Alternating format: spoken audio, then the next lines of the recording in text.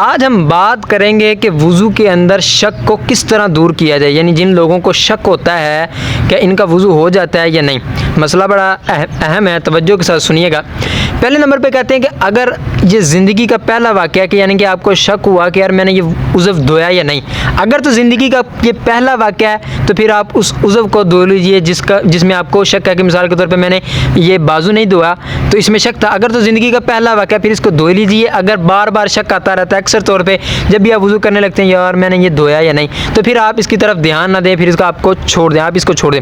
اس طرح کہتے ہیں کہ شک کی بنا پہ وضو نہیں ٹوٹتا۔ بعض لوگ ہوتے ہیں کہ یار میرا وضو ہے یا نہیں، تو بعض لوگ وضو کر رہے ہوتے ہیں، تو یہ ان کے لیے کہ شک کی بنا پہ وضو نہیں ٹوٹتا جب تک آپ کو یقین نہ ہو جائے، جب تک آپ یہ قسم نہ کھا لیں کہ یار میرا وضو ہے تو آپ کا وضو ہے۔ اگر آپ کو یقین ہے کہ میرا وضو نہیں ہے تو آپ کا وضو نہیں ہے۔ اسی طرح کہتے ہیں کہ اگر آپ نے احتیاطاً دوبارہ اس عضو کو دھو لیا یا احتیاطاً دوبارہ وضو کر لیا تو یہ آپ نے احتیاط نہیں بلکہ شیطان کی پیروی کی ہے۔ جی ہاں، یہ آپ ذہن میں رکھیے گا، اگر آپ کو شک تھا تو پھر آپ نے وضو کر لیا تو یہ آپ نے شیطان کی اتباع کی ہے، نہ کہ احتیاطاً۔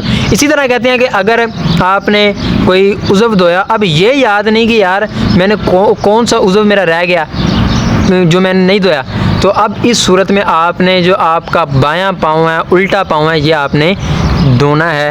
تو اللہ تعالیٰ ہمیں عمل کی توفیق عطا فرمائے۔